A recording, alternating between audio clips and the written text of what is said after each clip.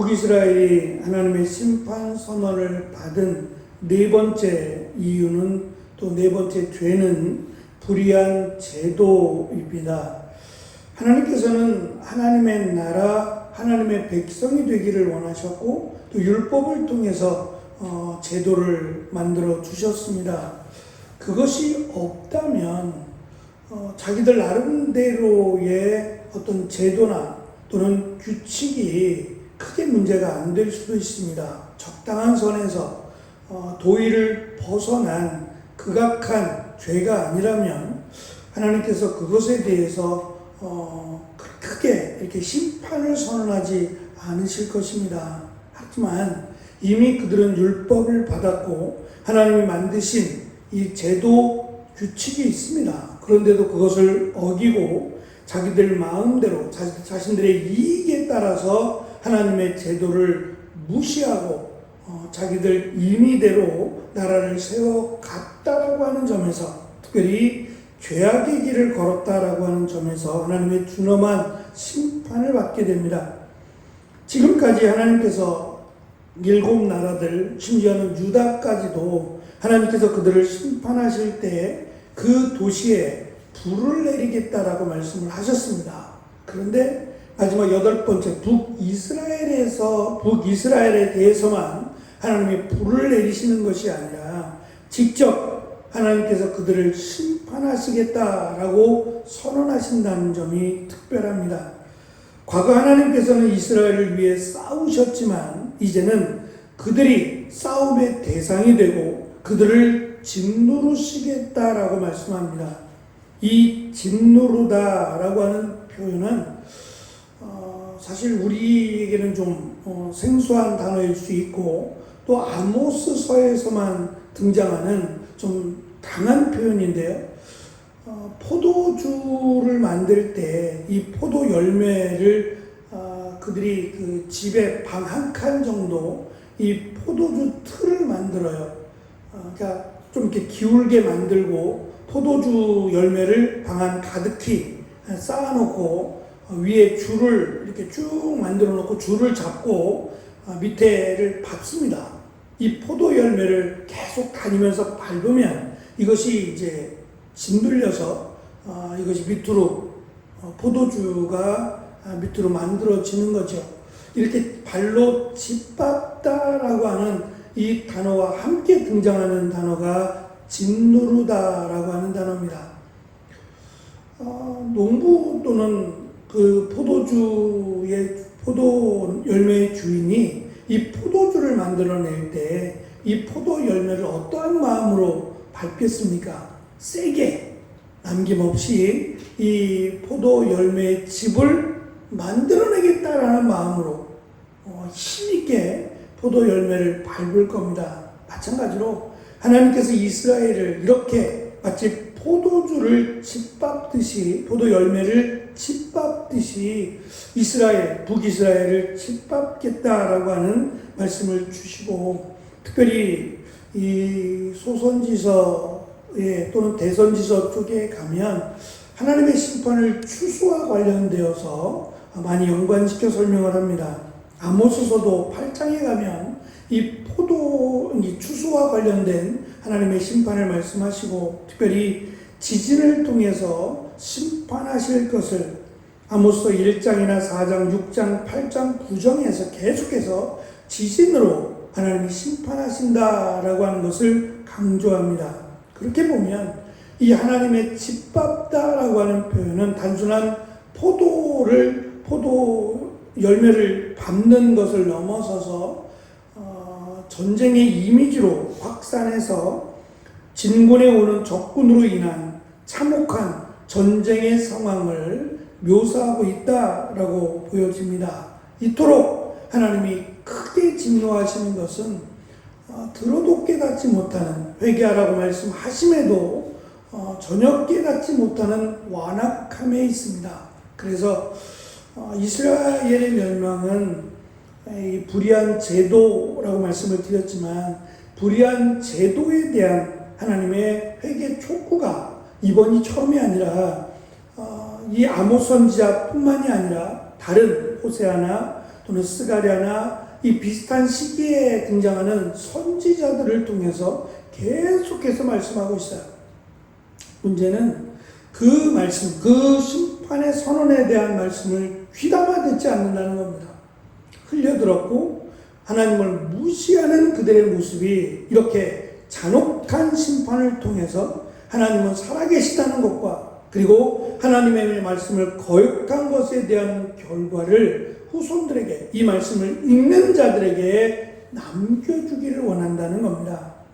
특별히 이 참혹한 전쟁에 대해서 설명을 하면서 제 아무리 용맹하고 날렵한 자라도 자기 목숨 하나 구할 수 없을 것이다 라고 말씀하고, 용감한 용사조차 그날에 벌거벗고 도망친다라고 말합니다.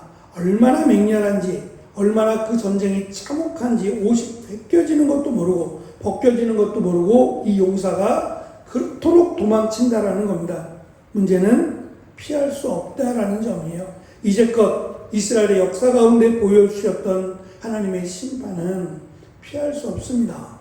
누구도 예외함이 없다라는 것을 강조해 왔듯이 이스라엘 또한 누구도 하나님의 심판을 피할 수 없을 것임을 강조하고 있습니다.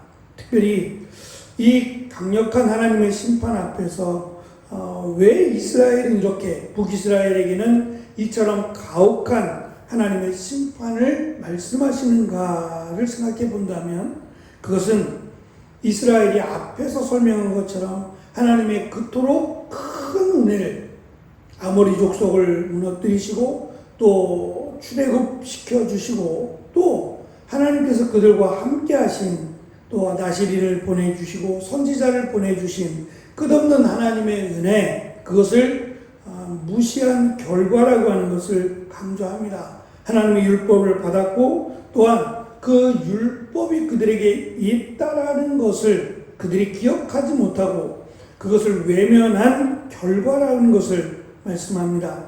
다른 민족들보다 비교할 수 없는 많은 은혜를 이스라엘이 받았음에도 하나님을 거역하고 하나님을 잊고 사는 결과라고 하는 것을 강조합니다.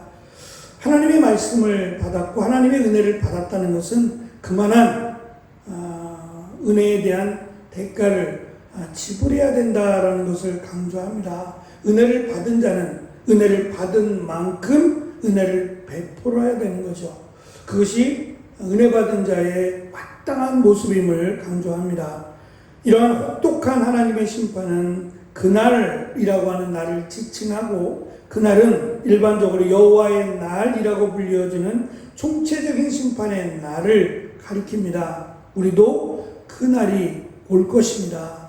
그 마지막 날에 구원과 심판이 이루어질 때에 누구도 예외함이 없이 구원을 받거나 심판을 받게 될 것입니다. 그러나 이 마지막 그날이라고 하는 그날은 마지막 총체적인 날도 있지만 이스라엘이 약 40년 후에 북이스라엘의 멸망을 예고하는 말씀이기도 합니다. 그리고 이 말씀대로 이스라엘은 역사 속으로 사라져 버렸습니다.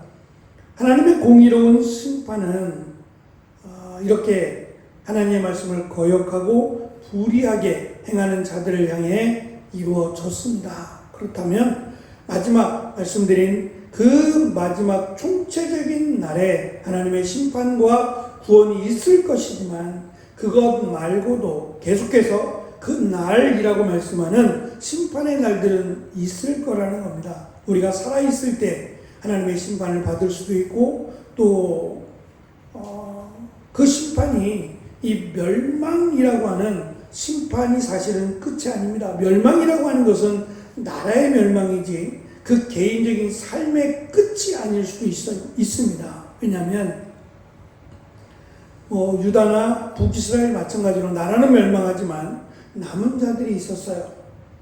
그 남은 자들에게도 하나님은 계속해서 말씀하시고 그들에게 희망의 메시지를 던져주셔서 그들이 다시금 이스라엘 땅으로 돌아올 수 있도록 하나님이 은혜를 베푸셨습니다. 마찬가지로 우리가 이 땅에서 어떠한 하나님의 심판과 또 어려움을 겪을지라도 그것이 끝이 아닌 것은 그럼에도 불구하고 하나님은 기회를 주신다는 것을 계속해서 우리에게 강조하고 있기 때문입니다.